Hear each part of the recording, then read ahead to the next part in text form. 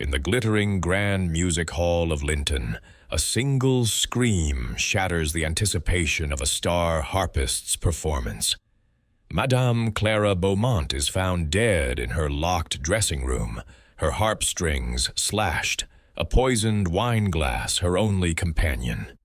Hercule Poirot, with his razor-sharp mind, unravels a web of envy, obsession, and deceit. Was it her rival's bitter jealousy, the conductor's fiery temper, or the patron's dangerous devotion? As clues unravel, one truth emerges. A killer's cunning melody can't outplay Poirot's little gray cells. Dive into a mystery where every note hides a secret. Chapter 1. The Silent Harp. The grand music hall of Linton stood as a monument to elegance, its marble pillars gleaming under the soft glow of gaslit chandeliers. The auditorium buzzed with anticipation, the air thick with the scent of polished wood and expensive perfume. Ladies in silk gowns fanned themselves delicately, while gentlemen in evening dress murmured about the evening star, Madame Clara Beaumont, whose harp performances had enchanted Europe. Tonight, she was to play a new composition, a piece rumored to be her finest yet. Hercule Poirot, seated in a private box overlooking the stage, adjusted his immaculate gray gloves and surveyed the scene with his sharp, bird-like eyes. His friend, Captain Arthur Hastings, sat beside him, fidgeting with his program. "A splendid crowd, Poirot," Hastings remarked, his voice tinged with excitement. "Clara Beaumont's concerts are the talk of the season. They say her fingers dance on those strings like magic." Poirot's mustache twitched slightly, a sign of amusement. "Magic, mon ami? Non. It is precision, discipline, the work of the little gray cells applied to art. But I confess I am curious to hear this Madame Beaumont."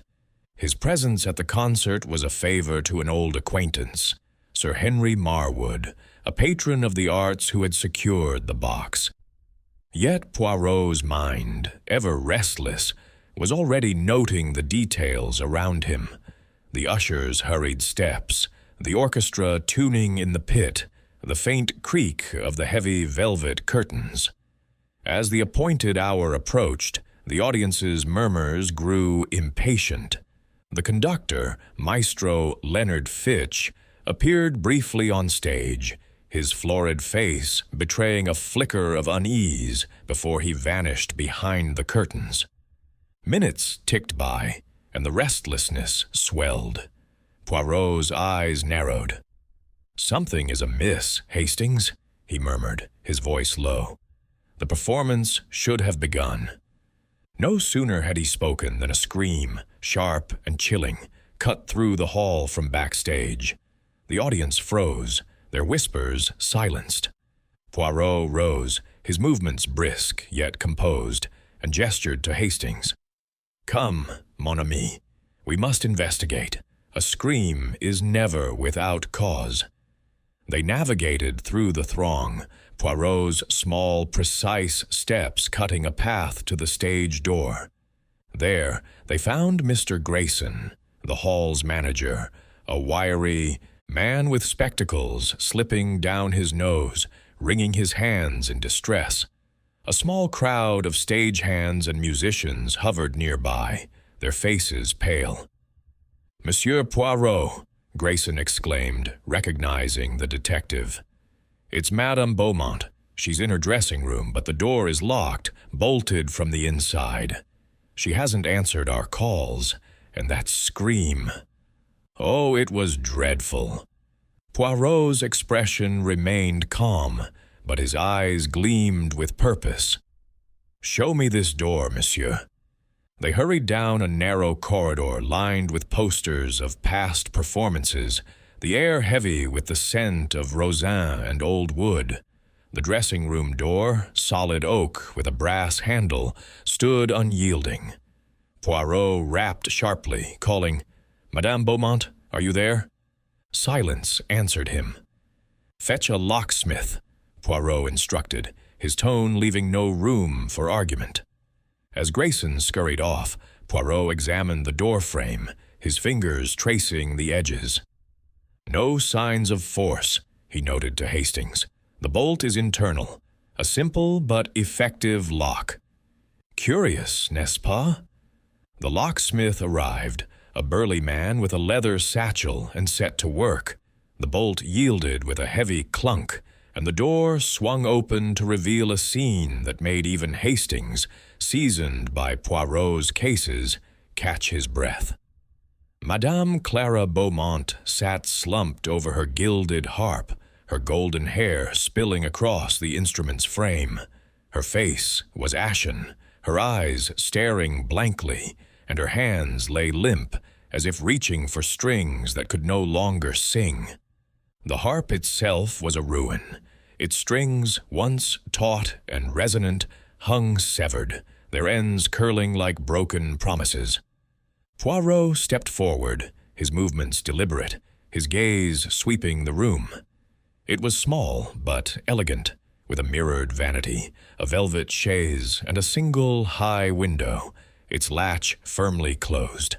On the vanity stood a crystal wine glass, half filled with a deep burgundy liquid, its rim catching the light.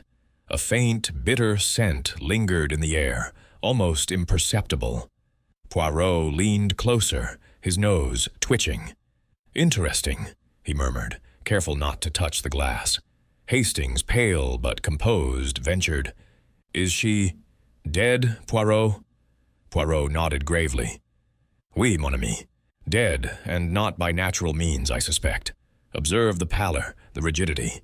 And these strings, cut with precision, not torn." "This is no accident," Grayson, hovering at the door, stammered. "But how?" The room was locked, the window latched. No one could have entered. Poirot's eyes twinkled with that familiar spark of challenge. "Locked rooms, monsieur, are a favorite of murderers who wish to perplex. But Hercule Poirot is not so easily deceived." He turned to the stagehands. "No one enters this room until the police arrive. Hastings, guard the door." As they waited for Inspector Japp, Poirot's mind was already at work, piecing together the fragments of the scene. The wine, the strings, the locked door. Each was a note in a discordant melody, and Poirot was determined to find its composer. "A crime of passion, perhaps," Hastings suggested. "Or jealousy?" Clara was the star of Linton. "Perhaps," Poirot replied, his voice soft but firm. "But passion leaves traces, Hastings, and jealousy is a motive that requires method. We shall see what the little gray cells uncover."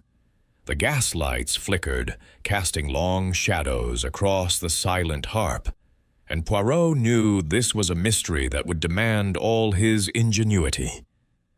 Chapter 2. The Three Suspects. The Grand Music Hall of Linton, so recently alive with anticipation, now bore the somber hush of tragedy.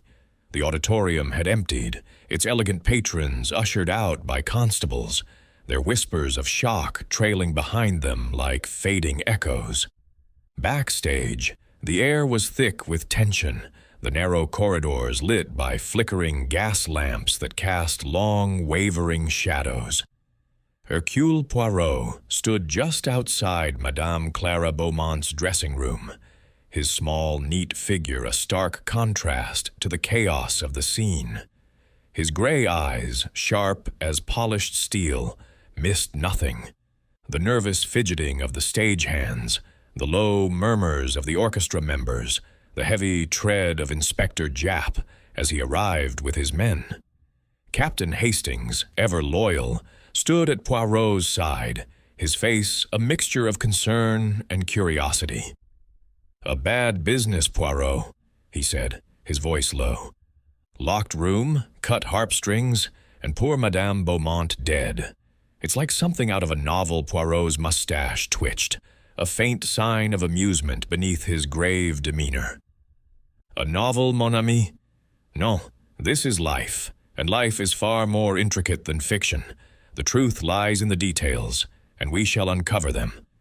He turned to Inspector Japp, whose ruddy face was set in a scowl as he surveyed the dressing room.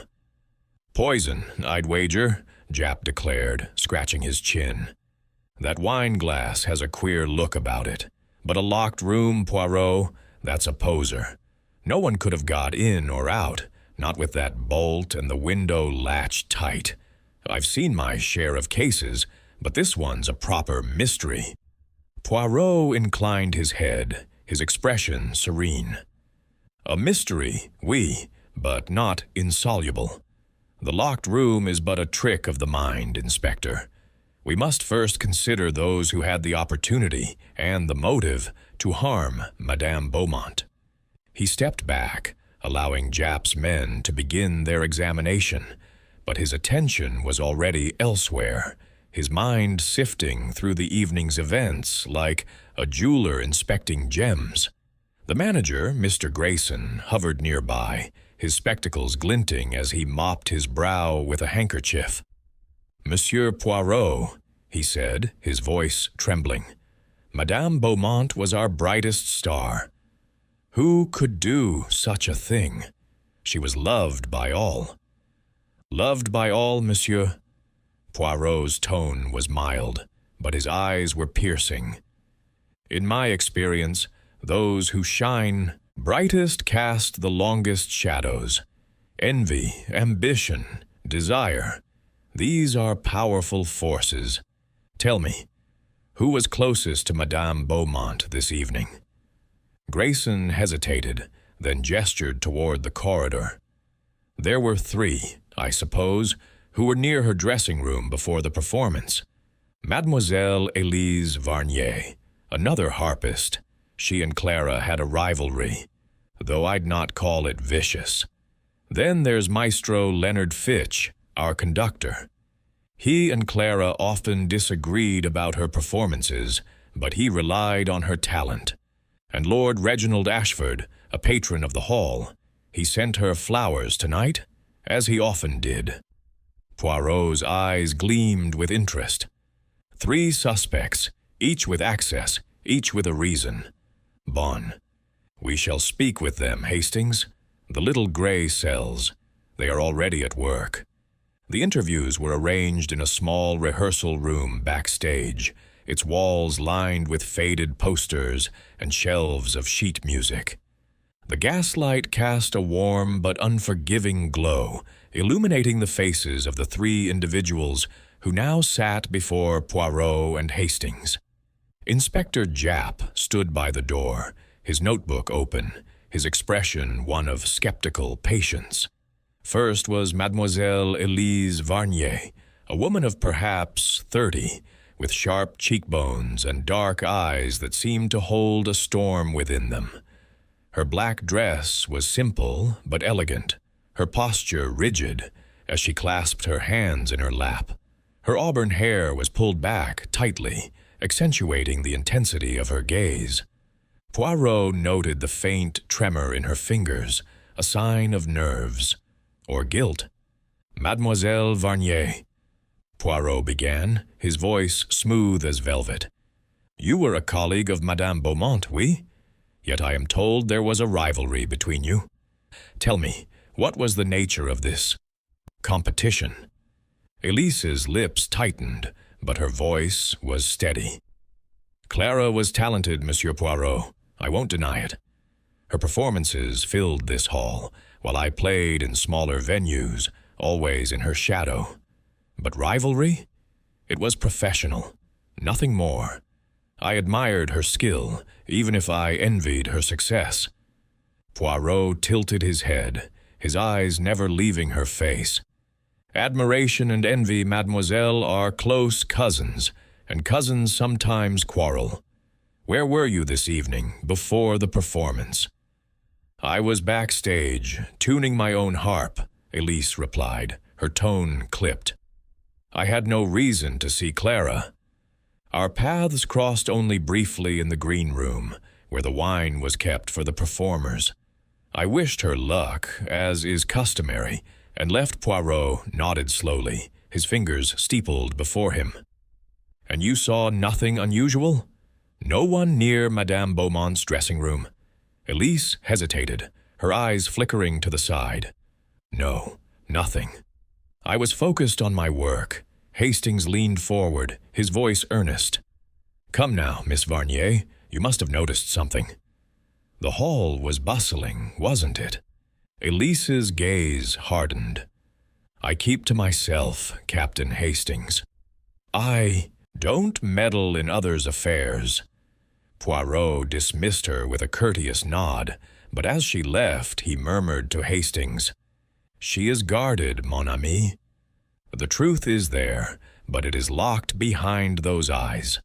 We shall return to her next," came Maestro Leonard Fitch, a broad-shouldered man in his 50s, his face flushed with a mixture of indignation and unease.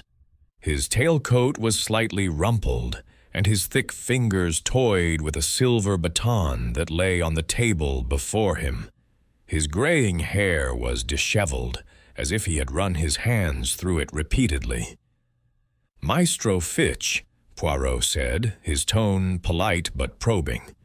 "You were Madame Beaumont's conductor, yet I hear there was discord between you. She challenged your authority, perhaps?" Fitch's eyes flashed. Clara was a genius, but stubborn as a mule. She insisted on her own tempos, her own interpretations, as if I were some amateur. We argued, yes, this very evening about her new piece, but harm her? Preposterous. She was the heart of my orchestra. Poirot's mustache quivered slightly. "A heart that caused you frustration, no? Where were you, Maestro, when Madame Beaumont was preparing for her performance?" "In the orchestra pit, where I belong," Fitch snapped. "I was reviewing the score with the strings. Everyone saw me there." "Everyone?" Poirot's voice was soft, almost teasing. "Yet I am told you left the pit briefly, just before the performance. A short absence, perhaps, but significant." Fitch's face reddened further. "I stepped out to fetch a new baton. Mine had a crack. I was gone no more than a minute. Ask the musicians." Poirot made a small, non-committal gesture. "We shall, Maestro. And tell me, did you visit the green room this evening, where the wine was poured?" Fitch frowned, his brow furrowing. "I passed through, yes, to speak with the stage manager. But I didn't touch the wine. I don't drink before a performance." Poirot nodded, his expression unreadable. "Merci, Maestro. We will speak again." As Fitch stormed out, Hastings whispered, "He's a hothead, Poirot." "That temper could drive a man to do anything." "Perhaps," Poirot replied. "But a temper is loud, Hastings, and this crime is quiet, calculated. We must look deeper." The final suspect was Lord Reginald Ashford, a man of refined elegance, his tailored suit and silver-topped cane marking him as a figure of wealth and influence. His face, handsome but lined with worry, betrayed a nervous energy as he sat before Poirot. His blue eyes darted to the door as if expecting an interruption. "Lord Ashford," Poirot began, his voice gentle but incisive, "you are a great supporter of the arts, and of Madame Beaumont in particular. Your flowers were delivered to her this evening, were they not?" Ashford nodded, his hands clasped tightly around his cane. "Yes, Monsieur Poirot. I've admired Clara's talent for years, her music. It was transcendent. I sent her a bouquet of white roses, as I often did, to wish her well." Poirot's eyes narrowed slightly. "And you delivered these flowers yourself, I understand, to her dressing room?" Ashford hesitated, then nodded. "I did, about an hour before the performance. I spoke with her briefly, offered my compliments, and left. She was perfectly well when I saw her." Poirot leaned forward, his gaze piercing. "And what did you discuss, my lord? Was she at ease, or did she speak of any concerns?" "She seemed preoccupied," Ashford admitted, his voice low. "She mentioned a disagreement with Fitch, but nothing more." "I didn't stay long. I knew she needed to prepare." Poirot's fingers tapped lightly on the table. "And the green room, Lord Ashford. Did you pass through it, where the wine was kept?" Ashford's eyes widened slightly. "Yes, I left the flowers there briefly while I spoke with Grayson about the evening's program. But I assure you, I had no reason to harm Clara. She was my muse." Poirot smiled faintly, a smile that held no warmth. "A muse, monsieur, can inspire both love and obsession. We shall see where the truth lies. Merci." As Ashford departed, his cane tapping softly on the floor, Hastings turned to Poirot. "He's awfully fond of her, isn't he? A bit too fond, perhaps." Poirot nodded, his expression thoughtful. "Oui, Hastings, but fondness does not always lead to murder. We have 3 suspects, each with opportunity, each with a motive. Mademoiselle Varnier, with her envy, Maestro Fitch, with his temper, Lord Ashford, with his devotion. But motive alone is not enough. We must find the method." Inspector Japp, who had been listening silently, closed his notebook with a snap. "I'll have my men question the staff and musicians, Poirot. Someone must have seen something, and that wine glass. I've sent it for analysis. If it's poison, we'll know soon enough." "Excellent, Inspector," Poirot said, rising from his chair. "But do not rely solely on the science. The heart of this crime lies in the human soul. We must understand why Madame Beaumont's harp was silenced and why her strings were cut. There is a pattern here, a melody of deceit." As they stepped back into the corridor, Poirot paused, his gaze lingering on the door to Clara's dressing room. The severed harp strings, the locked bolt, the faint scent of wine. They were clues, yes, but also distractions. "The murderer," he said softly, "wishes us to see the stage, not the strings that move the players." But Hercule Poirot sees all Hastings shivered, the weight of the mystery settling over him. "Where do we start, Poirot?" There's so little to go on. Poirot's eyes twinkled with determination. "We start, mon ami, with the green room, where the wine was poured, and we listen for the note that is out of tune." The green room was a small, cluttered space, its tables laden with bottles, glasses, and trays of refreshments for the performers. Poirot examined the area carefully, noting the open bottle of Burgundy from which Clara's glass had been filled. "Anyone could have tampered with it," Hastings said, frowning. "It's a busy place before a performance." "Oui," Poirot agreed, "but the murderer is not careless. They chose their moment with precision." He questioned the stagehands, who confirmed that Elise, Fitch, and Ashford had all been seen in the green room that evening. A young usher, barely out of his teens, added a detail. "I saw Miss Varnier lingering by the table, sir, adjusting her gloves. She looked nervous, like Poirot filed the information away, his mind a whirl of possibilities. The green room, the dressing room, the cut strings, all were pieces of a puzzle that was beginning to take shape." As he and Hastings left the hall, the gaslights dimming behind them, Poirot felt the familiar thrill of the chase. The truth was there, hidden in the shadows of motive and opportunity, and he would find it, note by note. Chapter 3. The Broken Strings. The morning after Madame Clara Beaumont's death, the grand music hall of Linton stood silent, its opulent facade shrouded in a gray mist that clung to the cobblestones outside. Hercule Poirot, immaculate in his tailored overcoat and polished shoes, stood before the stage door, his breath visible in the chilly air. Captain Hastings, bundled in a scarf, rubbed his hands together. "Dashed cold today, Poirot," he remarked. "And this business with Clara, it's enough to chill one's bones."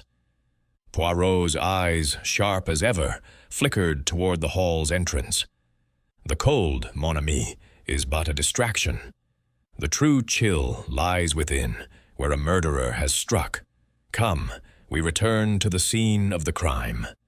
His tone was brisk, his mind already turning over the fragments of the puzzle, the locked dressing room, the poisoned wine, the severed harp strings. Each was a note in a discordant symphony, and Poirot was determined to restore its harmony. They were met inside by Inspector Japp, whose face was grim under his bowler hat. "Morning, Poirot," he said, his voice rough. "My men have been over the dressing room again, but it's a locked box, figuratively and literally. No fingerprints, no signs of forced entry. That wine glass is with the lab, should have results soon. But those cut strings, they're bothering me. Why bother with the harp?" Poirot's mustache twitched, a faint smile beneath his serious demeanor. "Why, indeed, Inspector. The strings are a message, perhaps, or a misdirection. Let us examine them closely." He led the way to Clara's dressing room, now cordoned off by a constable who stepped aside at Japp's nod. The room was as they had left it. The gilded harp stood mournfully in the center, its broken strings dangling like wilted vines. Clara's body had been removed, but the air still held a faint trace of her perfume, mingled with that bitter, elusive scent Poirot had noted the previous night. He approached the harp, his gloved hands hovering over the instrument without touching it. The strings, once taut and resonant, had been sliced cleanly, not torn or frayed. "Observe, Hastings," Poirot said, his voice low. "The cuts are precise, made with a sharp blade." This was no act of rage, but of deliberation. Yet why destroy the harp after Madame Beaumont was already dead? Hastings frowned, peering at the strings. To make it look like a crime of passion, perhaps? Or sabotage, to ruin her performance? Poirot nodded slowly, his eyes gleaming. "Possible, mon ami, but too simple. A passionate act leaves chaos. Snapped strings, a toppled chair. This is staged, a tableau to mislead. The murderer wishes us to see the harp, not the poison." He turned to the vanity, where the half-empty wine glass had been before Japp's men took it. The table bore a faint ring where the glass had stood, and Poirot's fingers traced the air above it, as if reconstructing the scene. Japp, watching closely, grunted. "You're thinking the poison's the key, aren't you? But how'd it get in the glass? The door was bolted, the window latched. Unless Clara poisoned herself, which I doubt, someone got in here." Poirot's gaze flicked to the window, high and narrow, its latch gleaming in the dim light. He crossed the room, his steps measured, and examined it closely. The latch was secure, but he noted a faint scratch on the brass, barely visible. "Interesting," he murmured. "This scratch. It is fresh, not deep, but deliberate. Perhaps the latch was manipulated, not to open, but to appear untouched." Hastings blinked. "You mean someone tampered with it from inside? To make it look like a sealed room?" "Précisément," Poirot replied. "A locked room is a challenge, but also a deception. The murderer wishes us to believe no one could enter, yet they did. Or they were already here." He turned back to the harp, his mind racing. The strings, the wine, the latch. Each was a clue, but also a potential distraction. We must consider the sequence, Hastings. The poison killed Madame Beaumont, oui, but the strings were cut afterward. Why? To confuse us or to point us toward a false motive. Japp scratched his head. You're saying the strings are a red herring? But who'd go to that trouble? Poirot's eyes twinkled. Someone clever, Inspector. Someone who knows that a detective seeks patterns and so provides a false one. Let us test the harp itself. He summoned a stagehand, a wiry man named Tompkins, who had worked closely with Clara. Monsieur Tompkins, Poirot said, these strings, how difficult is it to cut them? Tompkins, his cap twisted nervously in his hands, shrugged. Harp strings are tough, sir. Made of gut or wire under high tension, you'd need a sharp blade like a knife or shears and a steady hand. Whoever did this knew what they were doing. Poirot nodded, filing the information away. And tell me, did you see anyone near this room before the performance, someone who did not belong? Tompkins hesitated, his eyes darting to Japp. Well, sir, it's a busy place backstage. I saw Miss Varnier, Miss Elise, that is, carrying her music case. She's always about, tuning her own harp. And the maestro, he was in and out, shouting about something. Then there was his lordship, Lord Ashford, with his flowers. He went to Miss Clara's room, but I didn't see him leave.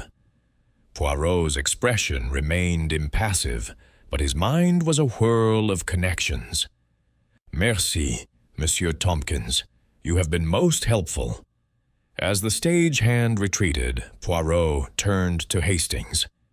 Each suspect had access, mon ami, but the act itself required precision and opportunity. The blade that cut these strings, where is it now?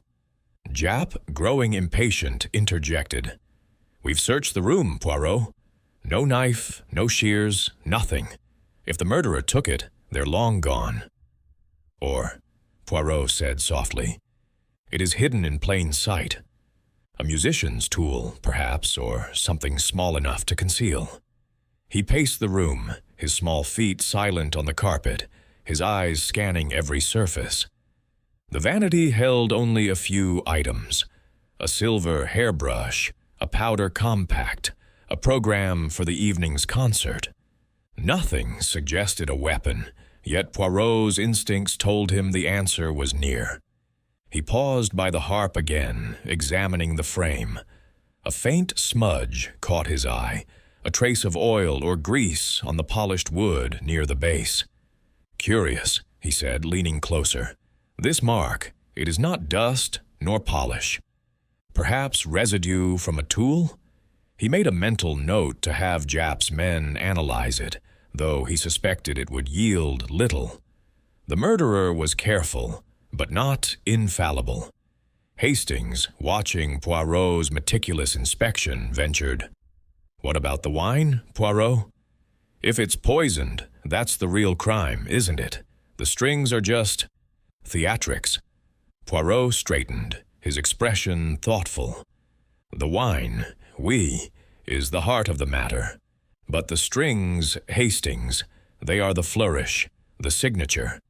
They tell us something of the murderer's mind, a mind that plans, that deceives. We must learn why they chose this gesture. Japp, growing restless, checked his watch. I've got men interviewing the staff, Poirot, and we're checking the green room where the wine was poured. But I'll need more than your little gray cells to make an arrest. Give me something solid. Poirot's smile was enigmatic. Patience, Inspector. The solid facts will come, but first we must understand the melody. Let us visit the green room now, to see where the fatal wine began its journey. The green room was a short walk down the corridor, a cozy space cluttered with tables and chairs, its walls adorned with faded playbills. A long table held an array of refreshments, a silver tray of sandwiches, a decanter of brandy, and the open bottle of Burgundy from which Clara's glass had been filled. Poirot examined the bottle, its cork lying nearby, and noted the absence of any obvious tampering.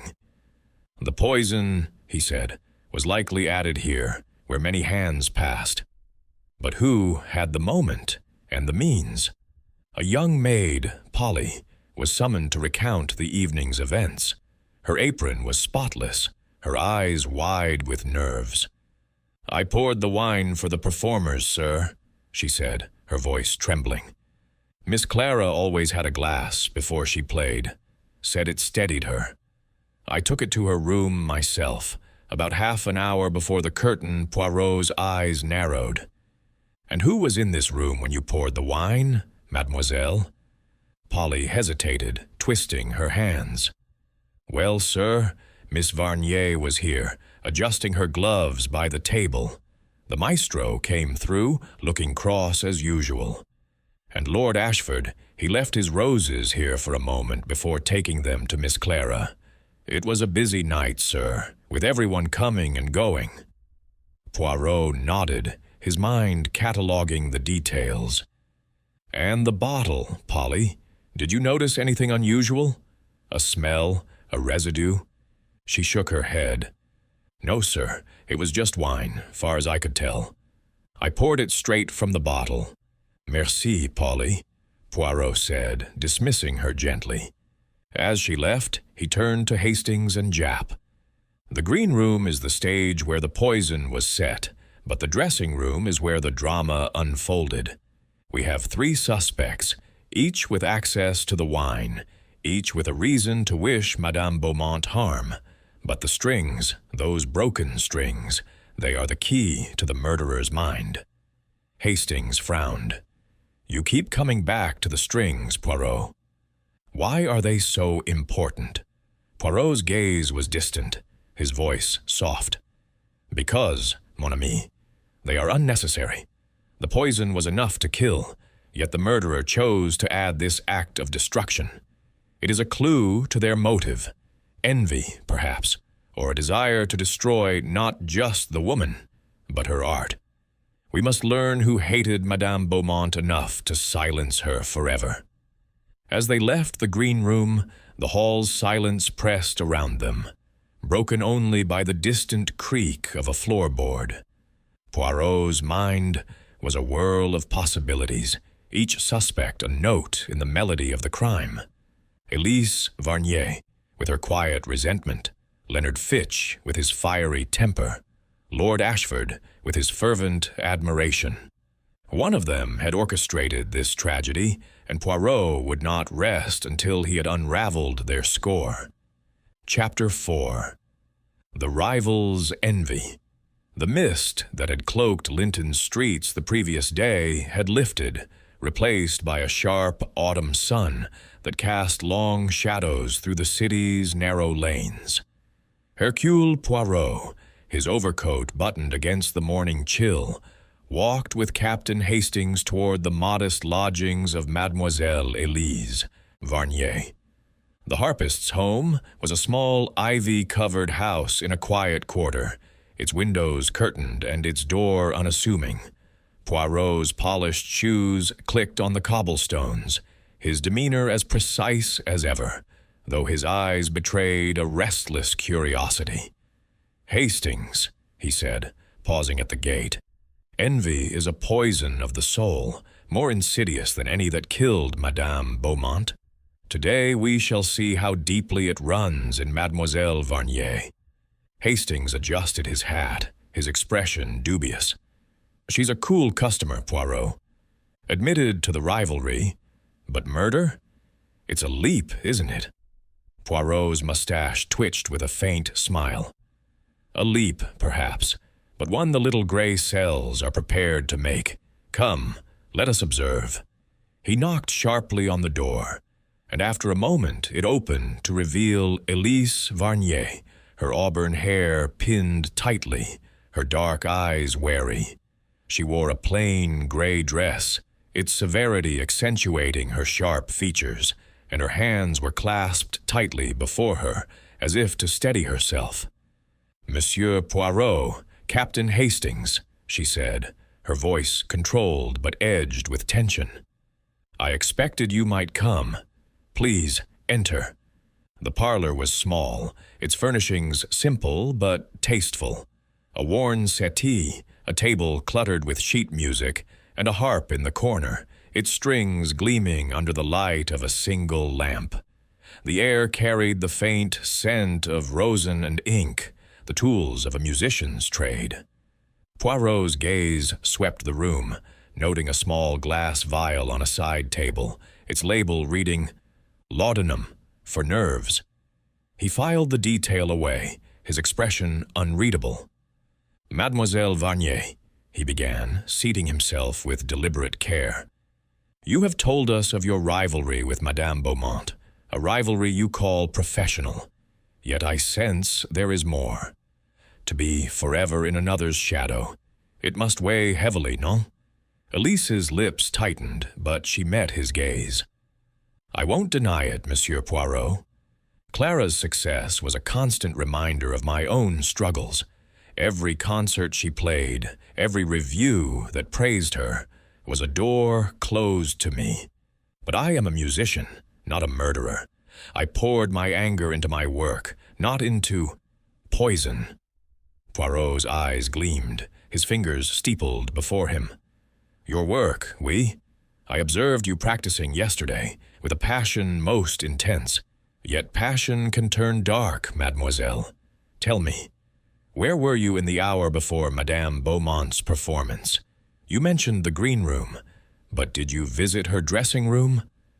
Elise hesitated, her fingers twitching slightly. I told you I was tuning my harp backstage. I passed through the green room, yes, to fetch my music case. I saw Clara briefly, wished her well, and left. That was all Hastings, leaning forward, interjected. But you were seen lingering by the wine table, Miss Varnier. The maid, Polly, noticed you adjusting your gloves. Nervous, were you? Elise's eyes flashed, but her voice remained steady. I was preparing for my own performance later that evening. My gloves were loose, nothing more. I had no reason to tamper with Clara's wine. Poirot's gaze drifted to the laudanum vial. This medicine, mademoiselle, it is for your nerves, oui? A powerful substance, laudanum. In the wrong hands, it could mask other intentions. Did you bring such a vial to the music hall that night? Elise's face paled, but she held her ground. I keep it for sleepless nights, Monsieur Poirot. I didn't bring it to the hall. You're grasping at shadows. Poirot smiled faintly, a smile that held no warmth.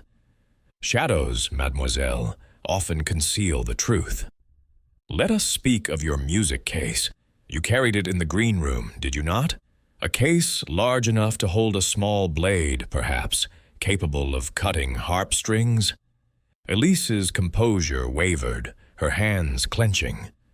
My case holds music, Rosen. Tuning tools, nothing more. I didn't touch Clara's harp. Why would I destroy her instrument? It's her playing that overshadowed me, not the harp itself. Poirot nodded slowly, his eyes never leaving her face.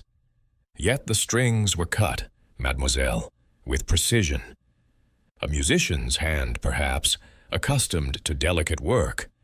Tell me, did you hear anything unusual that evening? Voices, footsteps, a cry? Elise shook her head, her expression guarded. The hall was noisy, full of performers and staff. I heard nothing out of the ordinary.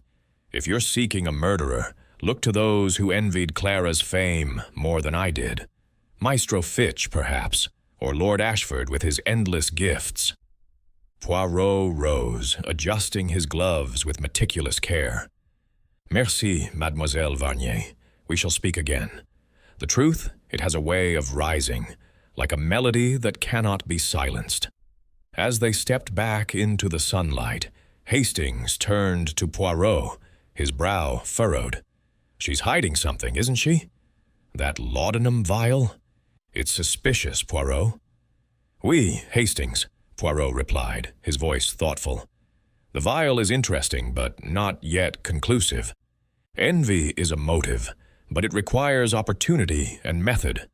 Mademoiselle Varnier is clever, but is she clever enough to kill and leave no trace? He paused, his gaze distant. We must learn more of her movements and of the green room where the wine was poured. They returned to the music hall where Inspector Japp awaited them with a fresh report. The wineglass, Poirot, he said, his tone grim.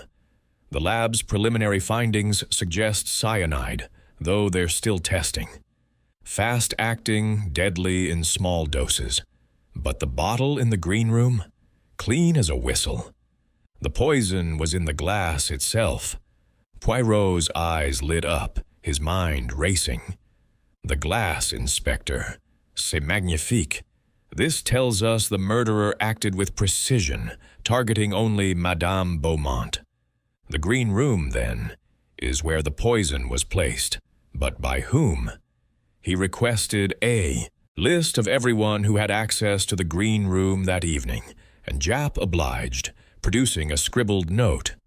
Elise Varnier, Leonard Fitch, Lord Ashford, the maid Polly, and several stagehands. Poirot's attention returned to Elise's music case. Hastings, he said, a musician's case is a private thing, like a detective's notebook. It holds tools, yes, but also secrets. We must learn if Mademoiselle Varnier's case held more than she claims. They sought out the stagehand Tompkins, who had seen Elise backstage. He was polishing brass fixtures in the corridor, his cap pulled low. Monsieur Tompkins, Poirot said, his tone genial. You mentioned Mademoiselle Varnier's music case. Did you see her open it that evening, perhaps to retrieve something unusual? Tompkins scratched his head, frowning. Can't say I did, sir. She was clutching it tight, like always. Musicians are particular about their kit, you know, but I did see her set it down by the wine table for a moment, when she was fussing with her gloves. Poirot's eyes gleamed. And was anyone near the table at that moment? Just Polly, pouring the wine, Tompkins replied. And Lord Ashford, leaving his roses. The maestro came through later, but he was in a rush. Poirot thanked him, his mind piecing together the scene. The wine table, Hastings, he said as they walked away. It is the heart of this crime. Elise was there, with her case.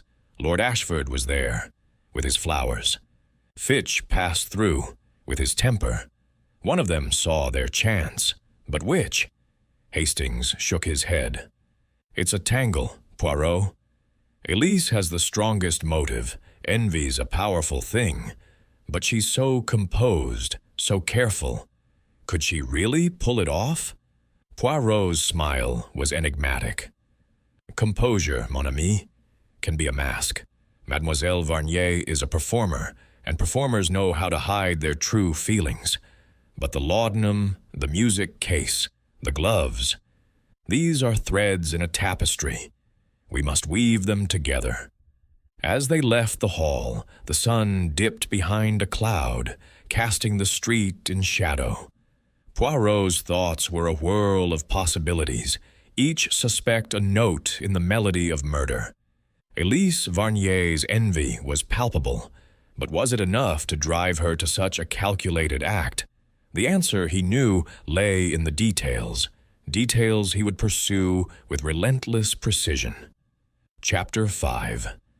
The maestro's temper. The afternoon sun filtered through the high windows of the grand music hall's administrative wing, casting a golden glow over the cluttered office of Maestro Leonard Fitch. The room was a testament to his chaotic genius.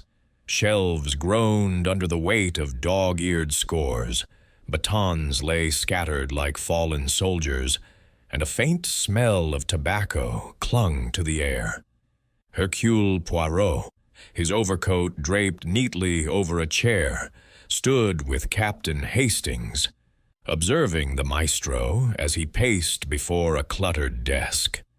Fitch's broad frame seemed to fill the space, his face flushed with a mixture of irritation and unease, his graying hair disheveled from constant raking by his thick fingers. "Monsieur Poirot," Fitch began, his voice booming like a timpani.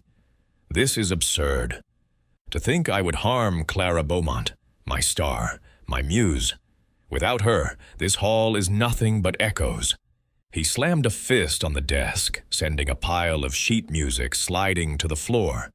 Poirot's eyes, sharp and unyielding, followed the gesture. "Calm yourself, maestro," he said, his tone smooth but firm. "The truth does not yield to temper. You admit to arguing with Madame Beaumont on the evening of her death. Tell me, what was the nature of this dispute?"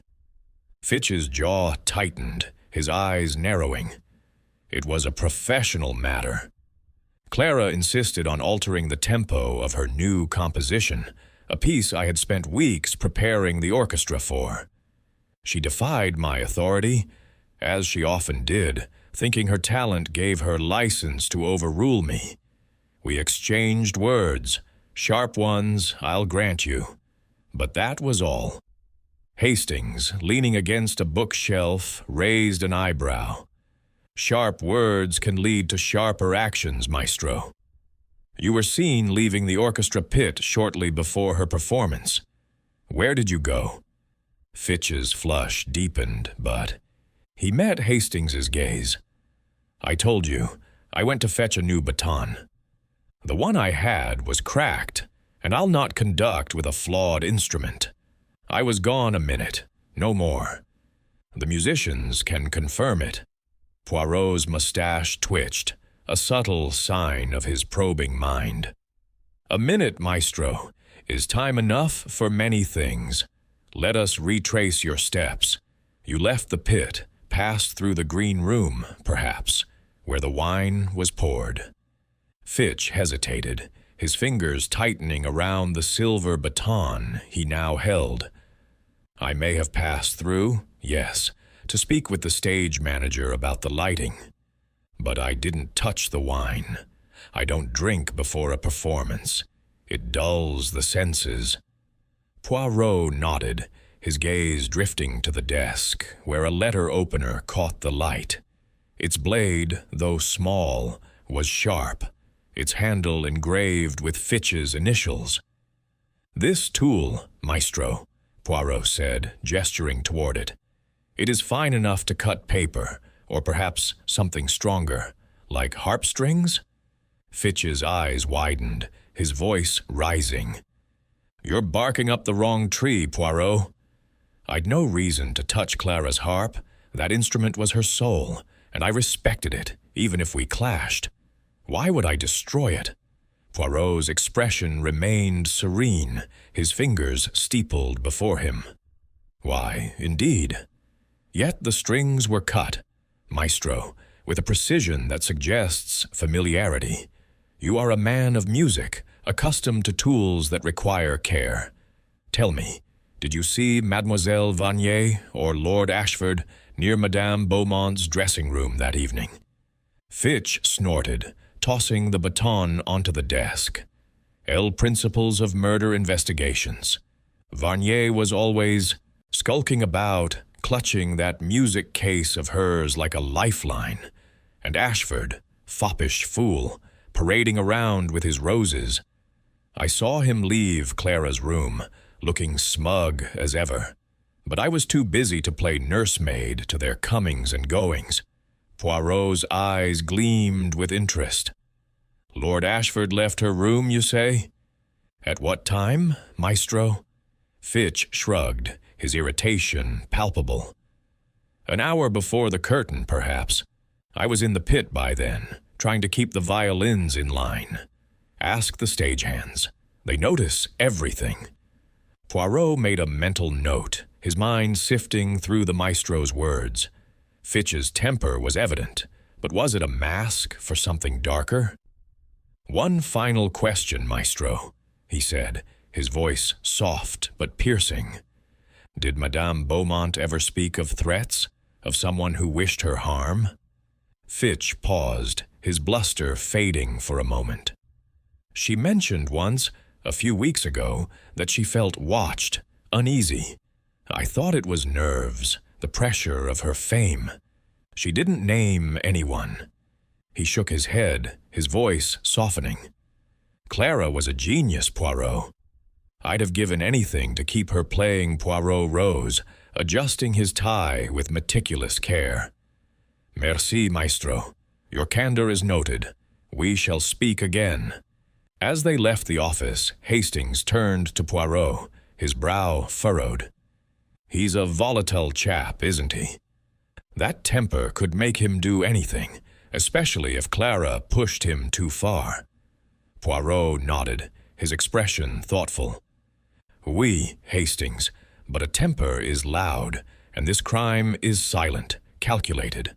The Maestro's anger is real, but is it the anger of a murderer? We must verify his alibi and examine this baton he fetched." They sought out the orchestra's first violinist, a wiry man named Mr. Collins, who had been in the pit that evening. He was polishing his instrument in a rehearsal room, his fingers deft and precise. "Monsieur Collins," Poirot began, "you saw Maestro Fitch leave the pit before the performance. How long was he gone?" Collins frowned, setting his violin aside. "Not long, sir. 2 minutes, maybe 3. He came back with a new baton, cursing under his breath about the old one. Said it snapped during rehearsal." Poirot's eyes narrowed. "And did you see him in the green room, or near Madame Beaumont's dressing room?" Collins shook his head. "Can't say I did. The pit was a madhouse, everyone tuning and fussing, but I heard him arguing with Clara earlier, through the stage door.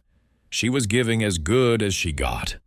Poirot thanked him, his mind cataloguing the details. The argument, the baton, the brief absence, each was a thread in the tapestry of the crime. He and Hastings returned to the green room, where the bottle of Burgundy still stood, now under police guard. Poirot examined the table, noting the faint marks where glasses had rested. "The poison was in the glass, not the bottle," he murmured. "A precise act, Hastings." Requiring a moment's opportunity, Hastings frowned. Fitch was in a hurry, but he could have slipped something into the glass as he passed through. "He's strong enough to cut those strings, too." "Possible," Poirot said, "but the strings were cut after her death, I am certain. The poison was the weapon, the strings a distraction.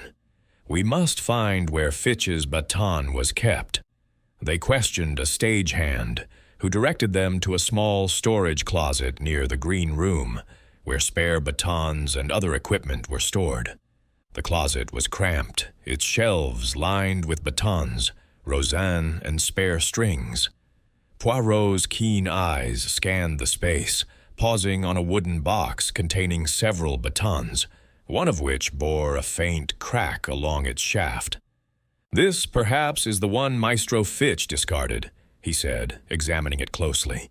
There was no trace of blood or residue, but the crack suggested recent use.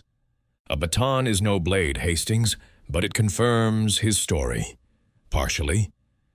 As they left the closet, Poirot's thoughts turned to the dressing room. "We must consider the sequence, mon ami. The poison was administered, Madame Beaumont died, and then the strings were cut. Fitch's absence from the pit gave him opportunity, but did he have the means? A blade, a poison, a motive beyond frustration?" Hastings shook his head. "It's a puzzle, Poirot. Fitch's temper makes him a likely suspect, but he seems genuinely shaken by Clara's death." Poirot's smile was enigmatic. "Grief can be sincere, Hastings, yet guilt can hide behind it. We shall see what the little gray cells reveal. As they stepped into the corridor, the hall's silence seemed to press around them, a reminder of the melody that had been silenced. Fitch's temper was a storm, but was it the storm that had felled Clara Beaumont? Poirot knew the answer lay in the shadows, and he would not rest until he had brought it to light. Chapter 6. The Patron's Devotion. The late afternoon sun cast a warm, amber glow over the sprawling estate of Lord Reginald Ashford, its manicured lawns and rose gardens a stark contrast to the grim confines of the grand music hall. Hercule Poirot, his gray suit impeccable despite the day's exertions, stepped from the motor car with Captain Hastings at his side. The air was fragrant with blooming jasmine, but Poirot's mind was far from the beauty of the scene, focused instead on the intricate puzzle of Clara Beaumont's murder. The patron, with his fervent admiration for the harpist, was a figure of interest, and Poirot intended to probe the depths of his devotion. Hastings, adjusting his tie, glanced at the grand Georgian manor before them. "Quite a place, Poirot," he remarked. "Lord Ashford's got money to burn, and it seems he spent a fair bit on Clara." Those roses weren't cheap. Poirot's eyes gleamed, his mustache twitching slightly. "Money, mon ami, buys many things. Flowers, influence, perhaps even silence. But it cannot buy the truth. Let us see what Lord Ashford reveals." They were ushered into the manor by a butler, whose starched demeanor matched the polished marble floors. The drawing-room, where they were led, was a study in opulence. Walls adorned with portraits of somber-faced musicians, a grand piano gleaming in the corner, and a crystal chandelier scattering light like diamonds. Lord Ashford rose to greet them, his tailored suit accentuating his lean frame. His face, handsome but etched with lines of strain, bore a forced smile, and his blue eyes darted nervously as he extended a hand. "Monsieur Poirot, Captain Hastings," he said, his voice smooth but tinged with unease. "I am honored, though I wish the circumstances were less tragic." "Please sit." Poirot settled into a plush armchair, his posture precise, his gaze unwavering. "Lord Ashford," he began, his tone courteous but incisive, "your admiration for Madame Beaumont was well known.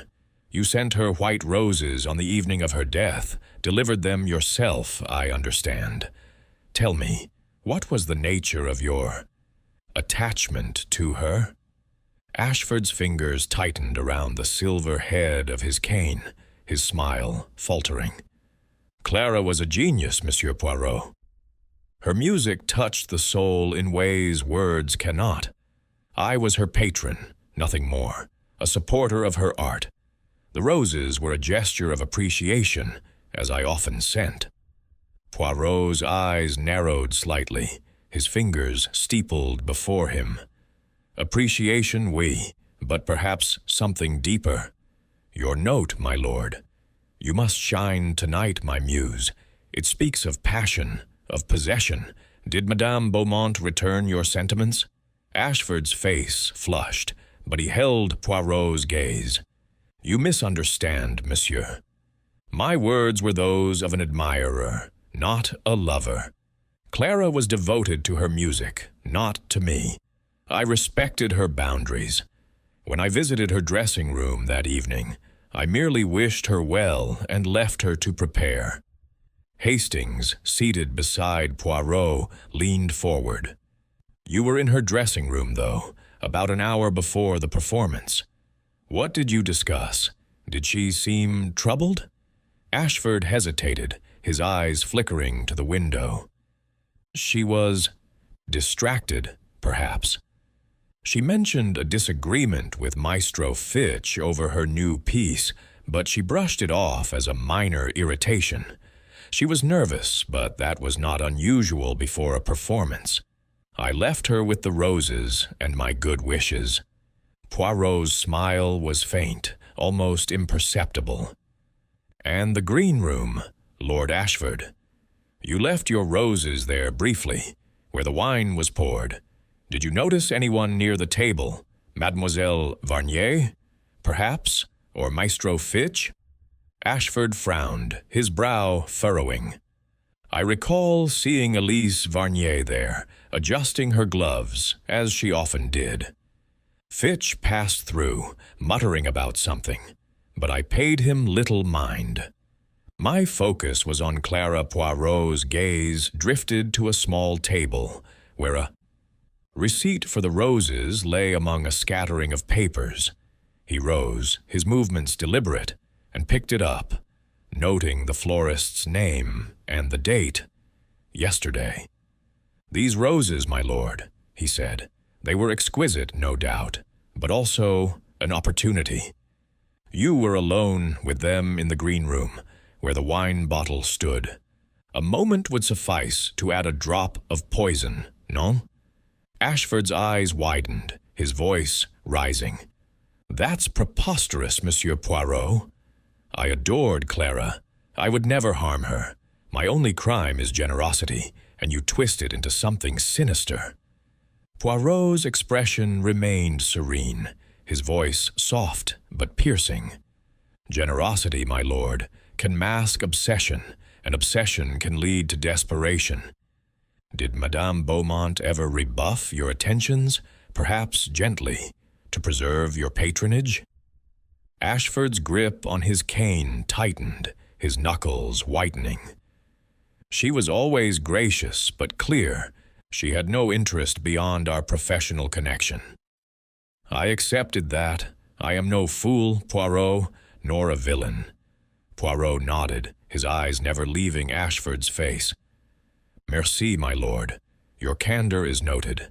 But tell me, did you see anything unusual that evening? A glance, a gesture, something out of place?" Ashford paused, his expression thoughtful. "There was a moment in the green room. Elise Varnier seemed agitated, more than usual. She was clutching her music case, and when Polly poured the wine, she watched closely, almost as if waiting. I thought little of it at the time. Poirot filed the detail away, his mind a whirl of connections. "One final question, Lord Ashford. Did Madame Beaumont ever speak of feeling threatened or watched?" Ashford's face softened, a flicker of genuine sorrow crossing it.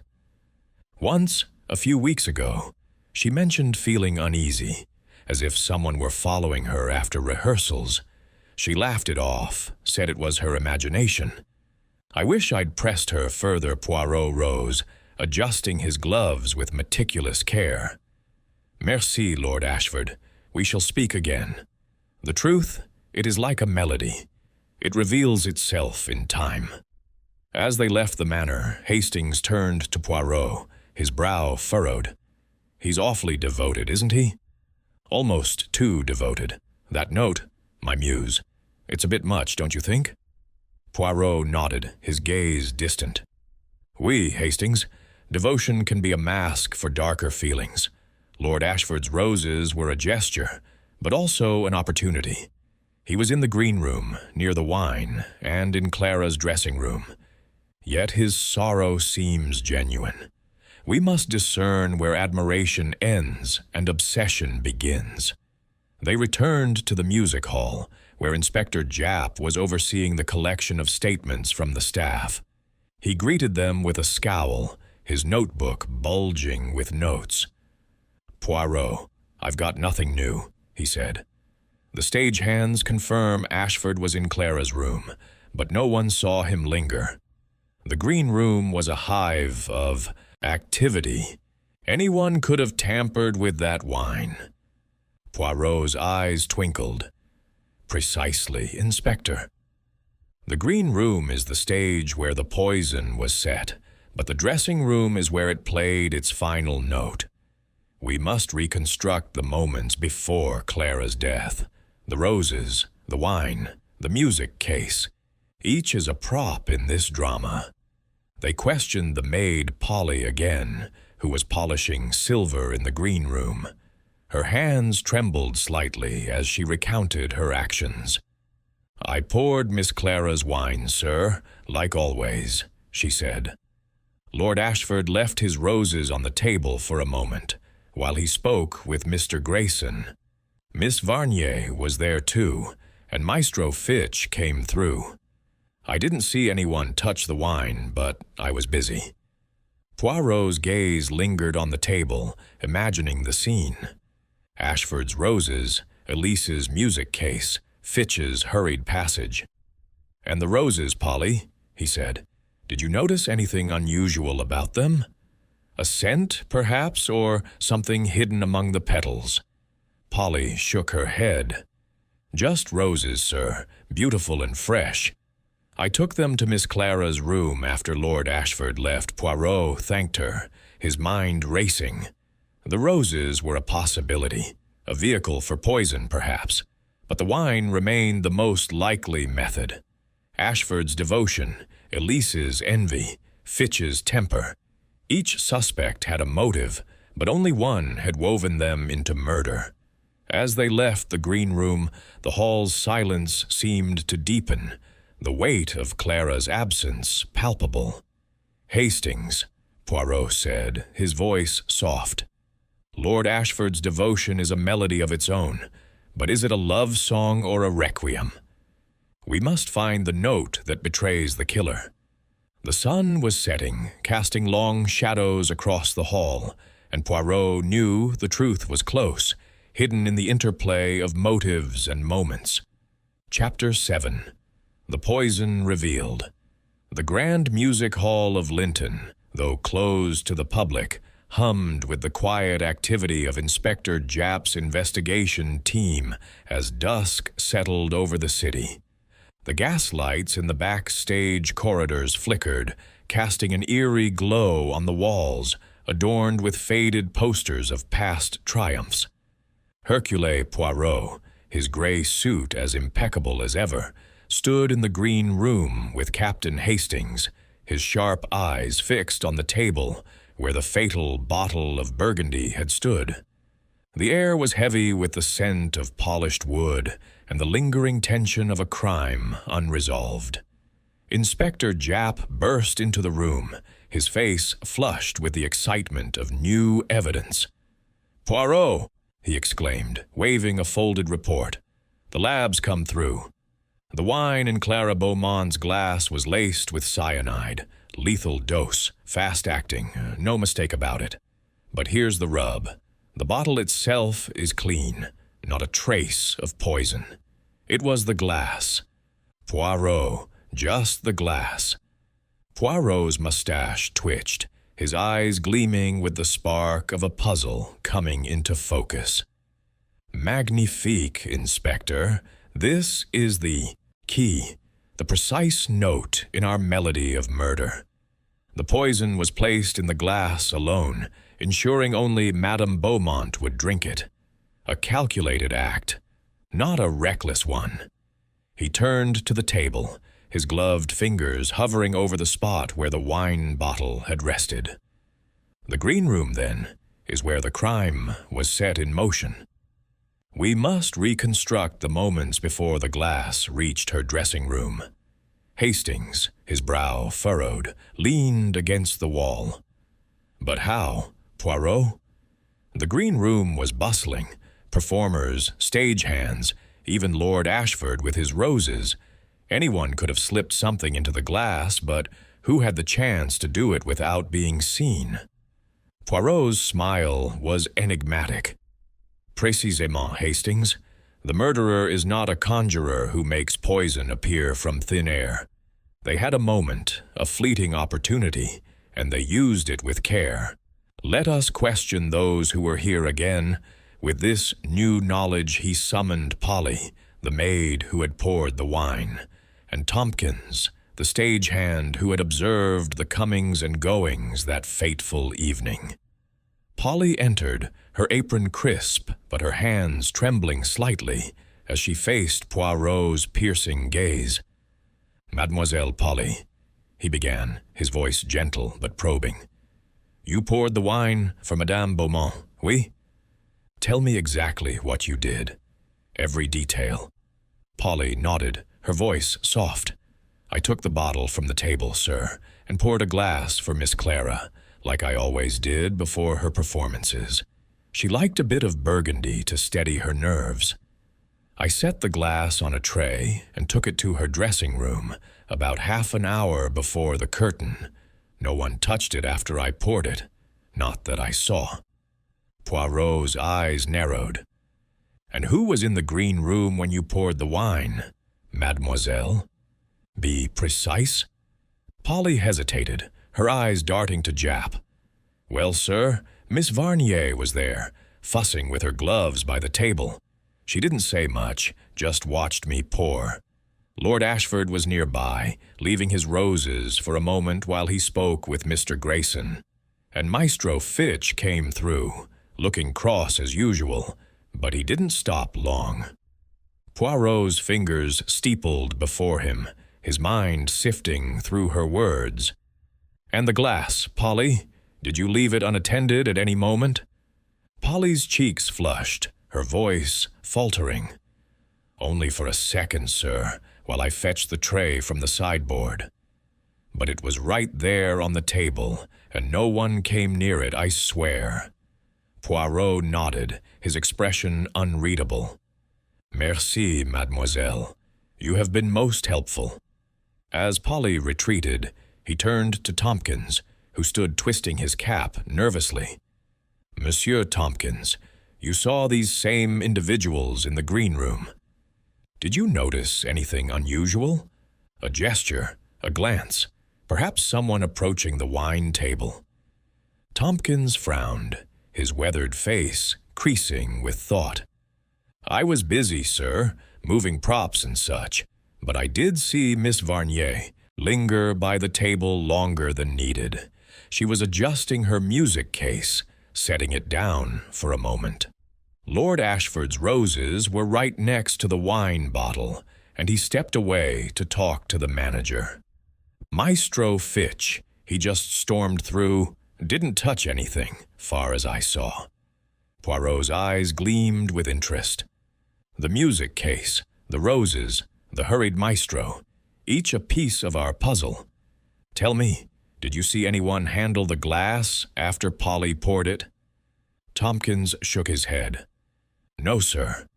Polly took it straight to Miss Clara's room. But, well, it's probably nothing, but Miss Varnier's gloves, they were off for a moment, and I saw her wipe her hands on a handkerchief, like she'd touched something unpleasant." Poirot's mustache quivered, a sign of his quickening thoughts. "Most interesting, Monsieur Tompkins. A handkerchief, you say? Merci."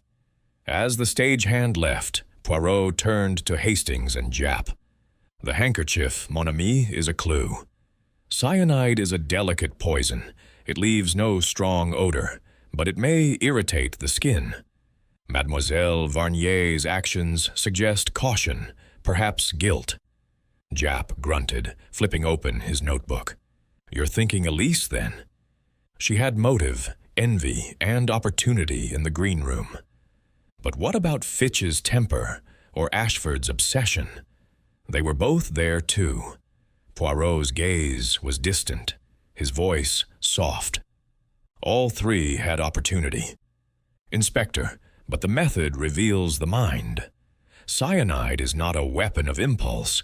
It requires planning, access, precision.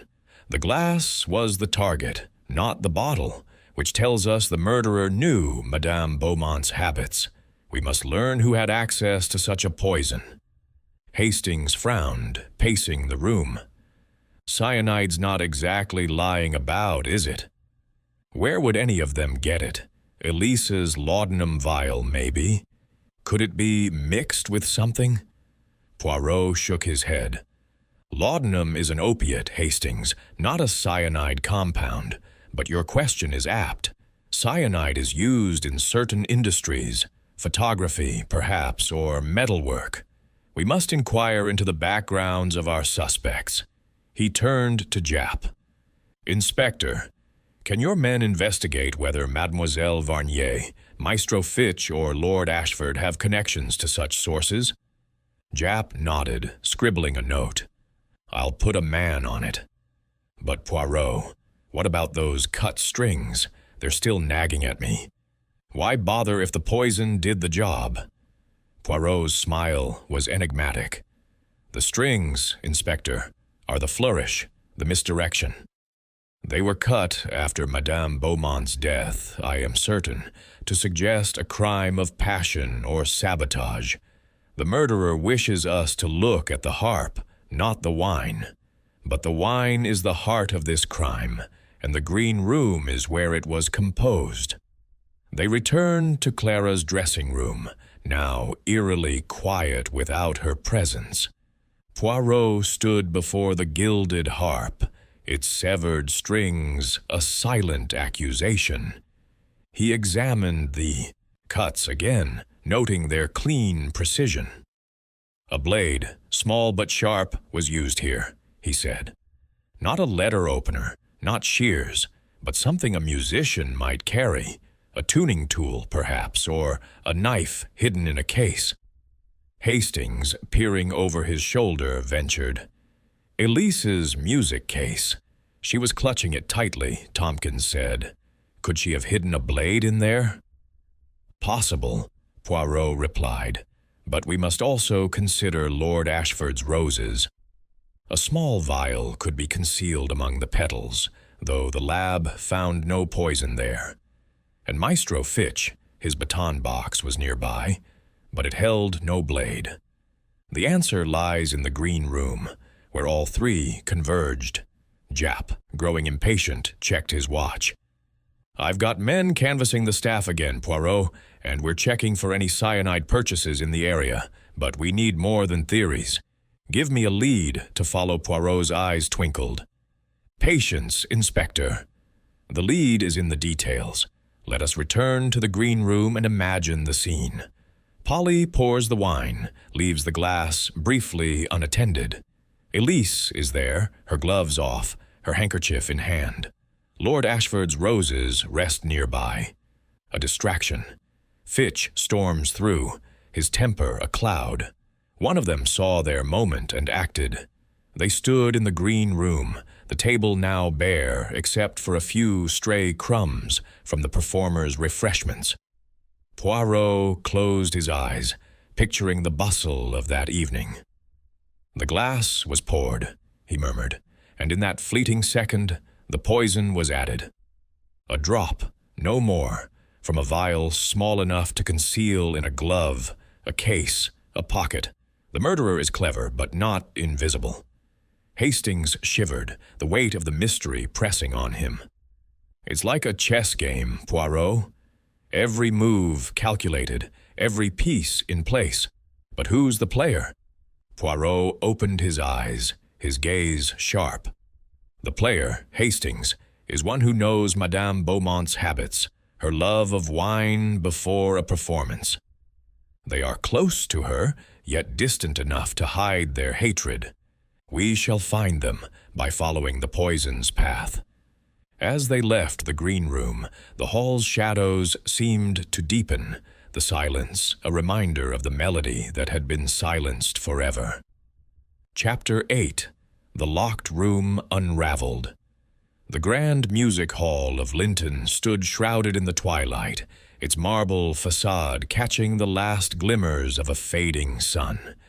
Inside, the air was thick with the scent of dust and tragedy, the silence broken only by the occasional footsteps of Inspector Japp's men. Hercule Poirot, his gray suit as pristine as ever, stood once more in Madame Clara Beaumont's dressing room, his sharp eyes scanning the scene of the crime. Captain Hastings, at his side, shifted uneasily, the weight of the mystery pressing upon him. The gilded harp, with its severed strings, loomed like a silent witness, and the memory of Clara's lifeless form lingered in the dim light. Poirot, Hastings said, his voice low. "This locked room business is driving me mad. The door was bolted, the window latched, and yet someone poisoned her and cut those strings. It's impossible, isn't it?" Poirot's mustache twitched, a faint smile playing beneath his grave demeanor. "Impossible, mon ami? No, nothing is impossible when the little gray cells are engaged. The locked room is a trick, a stage set by a clever murderer to confound us. We shall unravel it, piece by piece." He stepped forward, his movements deliberate, and gestured to the heavy oak door. "Let us begin with the bolt."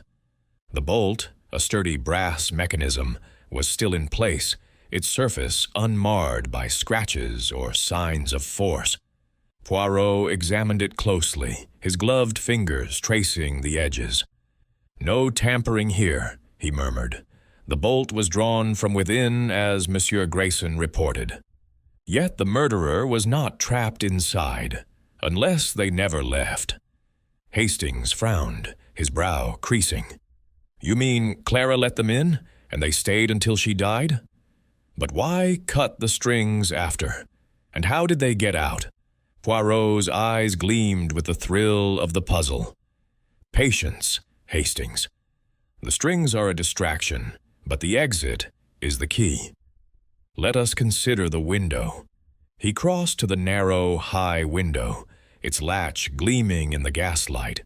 The scratch he had noted earlier was still there, a faint mark on the brass, barely visible. He leaned closer, his magnifying glass catching the light as he inspected it.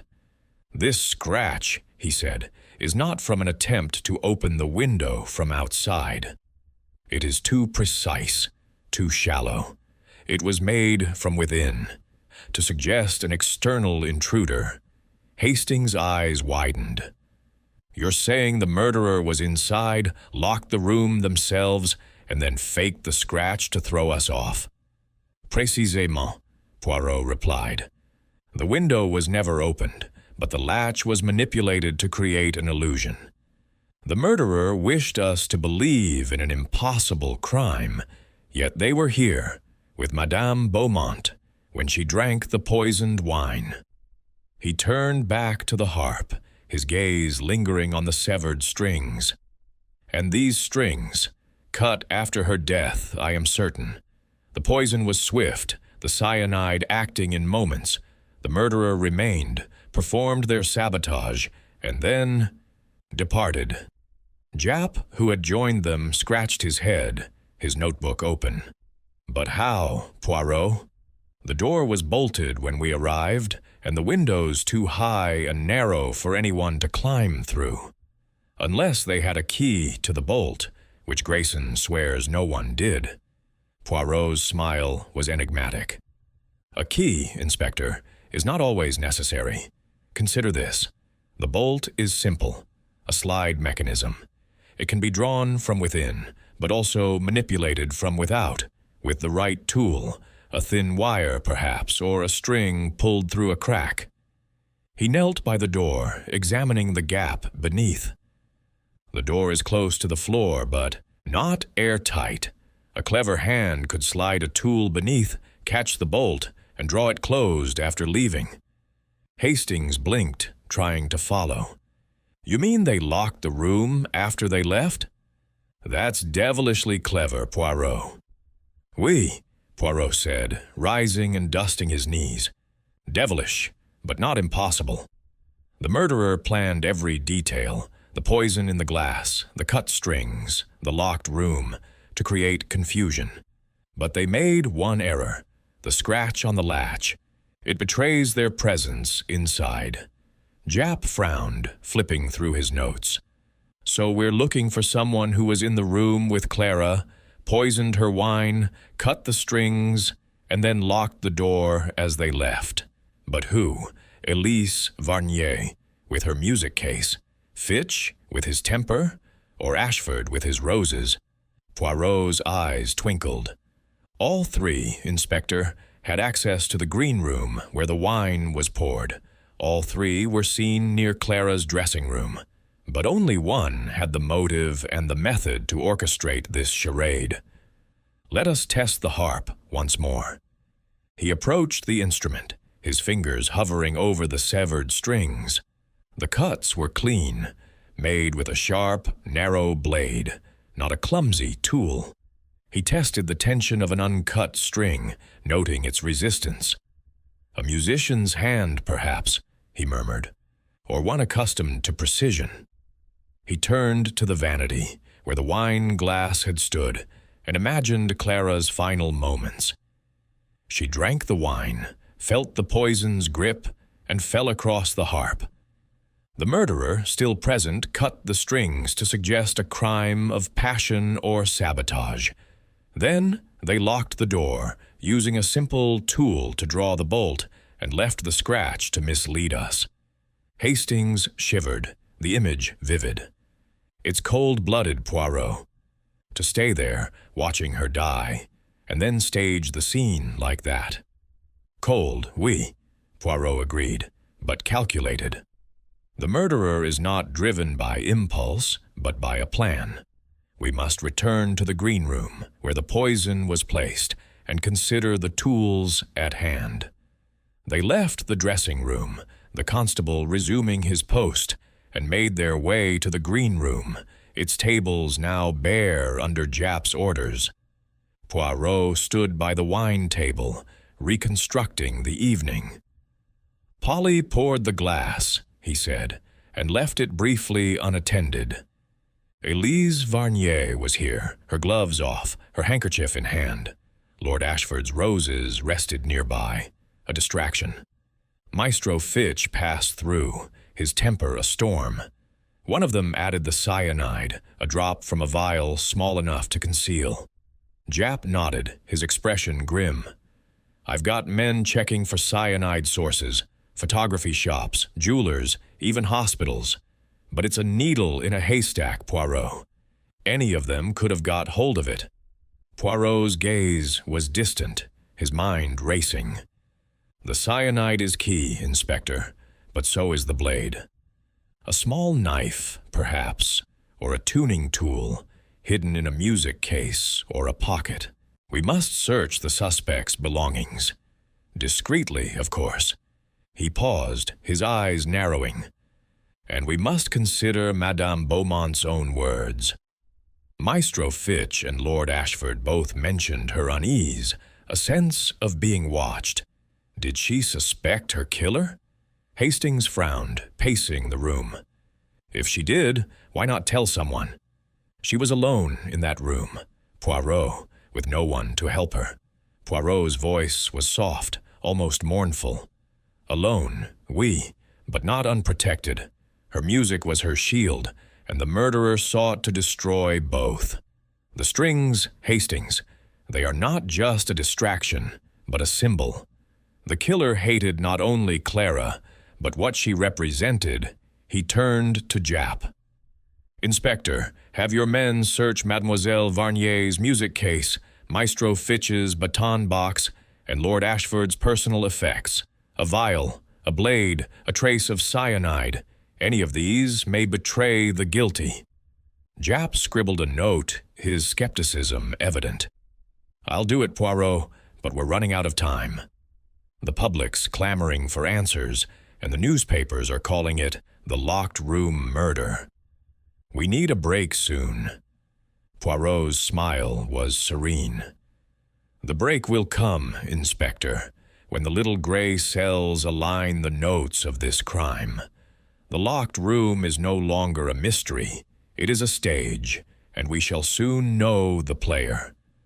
As they left the green room, the hall's shadows deepened, the silence a reminder of the melody that had been silenced. Poirot's mind was a whirl of connections, each clue a step closer to the truth. Chapter 9. The Confrontation. The grand music hall of Linton, its opulent auditorium now dim and empty, served as the stage for a gathering orchestrated by Hercule Poirot.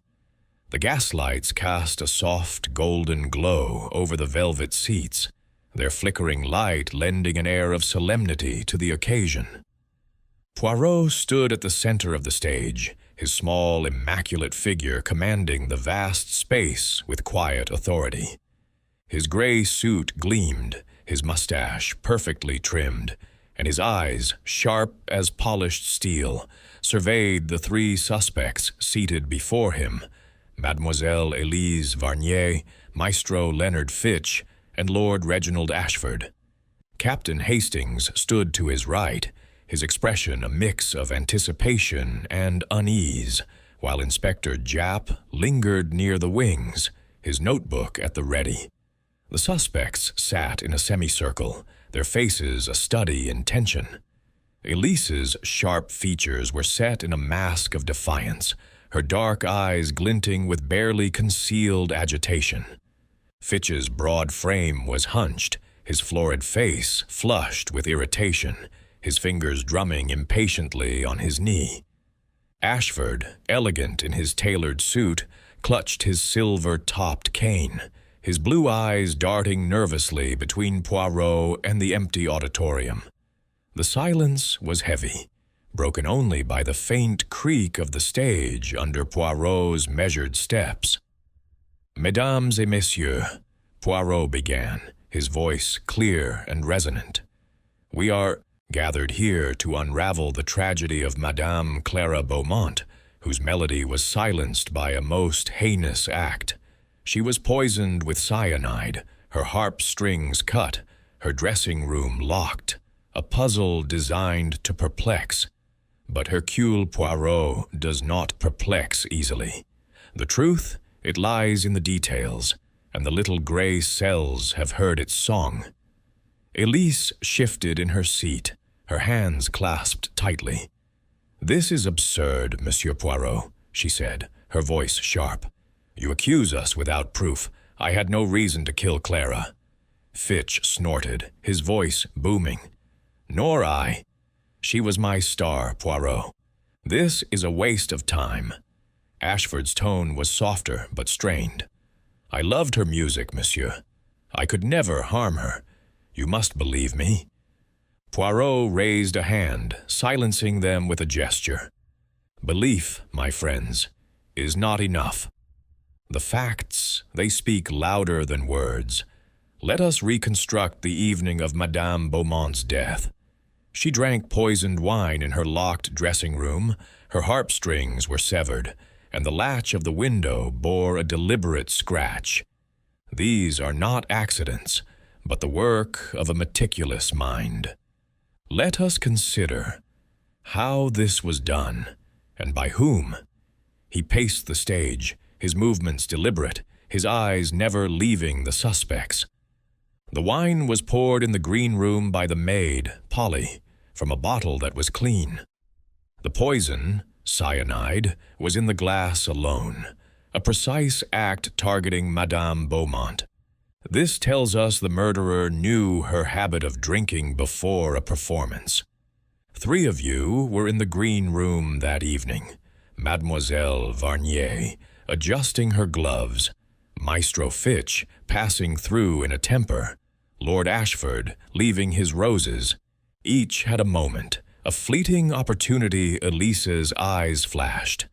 I was merely preparing for my own performance. I touched nothing but my music case, Fitch growled. And I was fetching a baton, as I told you. I didn't go near the wine. Ashford's voice trembled. My roses were a gift, nothing more. I would never poison her. Poirot's smile was faint, his gaze piercing. Yet one of you did. The poison was not enough, however. The murderer cut the harp strings after Madame Beaumont's death. A strange act, non? Why destroy her instrument? To suggest a crime of passion, perhaps, or to obscure the true method. And the locked room? Ah, that was a masterstroke. The bolt was drawn, the window latched, yet the murderer was not trapped. They used a simple tool, a wire, perhaps, slipped under the door to draw the bolt after leaving, and scratched the latch to suggest an outside intruder. Hastings, unable to contain himself, whispered, "That's devilishly clever, Poirot." But who had the means? Poirot turned to Elise, his voice soft but relentless. Mademoiselle Varnier, your envy of Madame Beaumont was no secret. Her success cast a shadow over your own, and you were in the green room, near the wine, your gloves off, a handkerchief in hand. The stagehand Tompkins saw you wipe your hands, as if you had touched something unpleasant, cyanide perhaps, which irritates the skin. And your music case, mademoiselle, could it have held a small blade, sharp enough to cut harp strings? Elise's face paled, her hands clenching. You have no proof, Monsieur Poirot. My case holds music, tuning tools, nothing more. I didn't touch her wine or her harp. Poirot nodded, his eyes shifting to Fitch. Maestro Fitch, your temper is renowned, and your argument with Madame Beaumont that evening was heated. You left the orchestra pit, passed through the green room, and had access to the wine. Your letter opener, with its sharp blade, could have cut those strings, and your absence, though brief, gave you time to act. Fitch's face reddened, his voice rising. Nonsense, I argued with Clara. Yes, but I'd never harm her. She was the heart of my orchestra. And my letter opener, it's been on my desk for years. Poirot's gaze moved to Ashford. Lord Ashford, your devotion to Madame Beaumont was intense, perhaps too intense. You visited her dressing room, left your roses in the green room near the wine. A small vial could have been concealed among the petals, though the lab found no poison there. Your note, my muse, suggests a passion that might have turned to despair if rejected. Ashford's knuckles whitened on his cane. I adored her, yes, but I respected her wishes. I left her room an hour before the performance, alive and well. I am no murderer. Poirot paused, his eyes sweeping over them all. Each of you had motive, each had opportunity.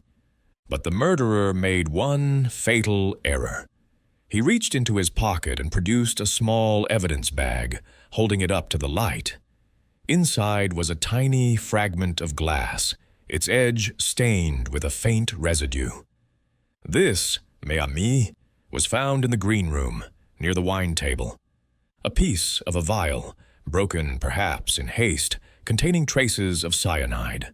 It was discarded, but not well enough. Elise's composure cracked, her voice shrill. That proves nothing. Anyone could have dropped it. Poirot's smile was cold. Anyone, oui. But not everyone had a prescription for laudanum, mademoiselle, which this vial once held. Your medicine, your nerves. Yet this vial was laced with cyanide, a poison you could have obtained through discreet channels. You visited Clara's dressing room under the pretense of wishing her well. You ensured she drank the poisoned wine. Then, after her death, you cut the strings to mislead us, using a blade hidden in your music case. The scratch on the latch was your final touch, a false clue to suggest an intruder. Elise leapt to her feet, her eyes blazing. You have no proof. This is conjecture, nothing more. Poirot's voice remained calm, relentless. The proof, mademoiselle, is in your actions. The handkerchief, the lingering by the wine, the broken vial. You planned to frame Maestro. Fitch, knowing his temper would make him suspect, but the little gray cells see through your deception. Fitch and Ashford stared at Elise, their expressions a mix of shock and relief. Japp stepped forward, his handcuffs at the ready. Is that it, Poirot? Are we arresting her? Poirot nodded, his eyes never leaving Elise. Oui, Inspector. Mademoiselle Varnier is the composer of this crime. Her envy was the poison, her cunning the blade. Elise's shoulders slumped, her defiance crumbling. You don't understand, she whispered. Clara took everything, my career, my dreams. I only meant to ruin her performance, to make her falter. The poison, it was too much. Japp signaled to his men, and Elise was led away, her footsteps echoing in the silent hall. Poirot adjusted his tie, his expression somber. A tragedy, Hastings, born of envy and despair. The melody is restored, but at what cost? Hastings shook his head, stunned. You saw it all, Poirot. The vial, the handkerchief. How did you know? Poirot's smile was faint. The little gray cells, mon ami, they listen to the notes others miss. As they left the stage, the auditorium seemed to sigh, its shadows holding the echo of a vanished melody. Chapter 10. The Confession. The grand music hall of Linton, its grandeur now subdued by the weight of tragedy, stood quiet under the pale light of a crescent moon. The auditorium, so recently the stage for Poirot's dramatic confrontation, was empty, its velvet seats shrouded in shadow.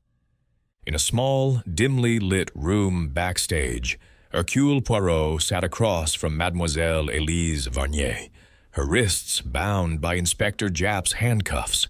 Her sharp features, once set in defiance, were now softened by exhaustion and despair, her dark eyes glistening with unshed tears. Captain Hastings stood by the door, his expression a mix of pity and resolve, while Japp leaned against the wall, his notebook closed, his face grim but satisfied. Poirot's gray suit was as impeccable as ever, his mustache perfectly aligned, but his eyes held a quiet sorrow as he regarded Elise. Mademoiselle Varnier, he began, his voice soft yet unyielding. The melody of this crime has been played, and you are its composer. The cyanide in the wine, the cut harp strings, the manipulated latch, all bear your signature. But there is one note missing. Why? Tell me, in your own words, why you took the life of Madame Clara Beaumont. Elise's lips trembled, her hands clenching in her lap. For a moment, silence hung heavy, broken only by the distant creak of the hall's timbers. Then her voice, low and broken, began to speak. You cannot understand, Monsieur Poirot, what it is to live in another's shadow, to see your dreams wither while hers bloom. Clara, she was everything I could never be. Her talent, her grace, her fame, they were a mirror that showed me my own failures. Poirot's eyes never left her face, his expression unreadable. Envy, mademoiselle, is a poison of the soul, more deadly than cyanide. But to kill, to plan such a precise act, requires more than envy. What drove you to this final step? Elise's gaze dropped to her hands, her voice barely above a whisper. It began as a wish to humble her, to tarnish her perfect performance. I knew she drank wine before playing. It was her ritual, her crutch. I obtained the cyanide months ago from a photographer's shop under a false name. I told myself I'd never use it, that it was just a fantasy. But that night, in the green room, seeing her name on every poster, hearing the crowd's anticipation, something broke inside me. Hastings, unable to stay silent, interjected. But to poison her? Elise, knowing it would kill her? How could you? Elise's eyes flashed with a flicker of her old defiance. I didn't mean to kill her, not at first. I thought a small dose would make her ill, force her to miss the performance. I slipped it into her glass when Polly turned away for a moment, just a drop from the vial I hid in my music case. I wore gloves to avoid the sting of it, but I wiped my hands after just in case. I went to her dressing room, wished her well, made sure she drank, but she collapsed so quickly, her face pale, her breath gone. I panicked. Poirot nodded, his fingers steepled before him. And the harp strings, mademoiselle? Why cut them? Elise's voice wavered, her hands trembling. I wanted it to look like someone else's work, someone angry, someone like Maestro Fitch with his temper. I had a small tuning knife in my case, sharp enough for the strings. After she fell, I cut them, quickly, to make it seem like sabotage, a crime of passion. I thought it would point away from me. And the locked room? Poirot pressed, his voice gentle but relentless. The scratch on the latch, the bolted door, how did you manage this? Elise swallowed, her eyes distant. I'd read about such tricks in a novel, Monsieur Poirot. I used a thin wire, slipped under the door, to pull the bolt closed after I left. The latch, I scratched it with the knife to suggest someone tried to enter from outside. I thought it would confuse everyone, make it seem impossible. Jap, stepping forward, grunted. Clever, I'll give you that. But you left that vile fragment in the green room, didn't you? That's what tripped you up. Elise's shoulders slumped, her voice barely audible. I didn't mean to. I dropped the vial in my haste and it broke. I thought I'd swept up all the pieces, but I was wrong.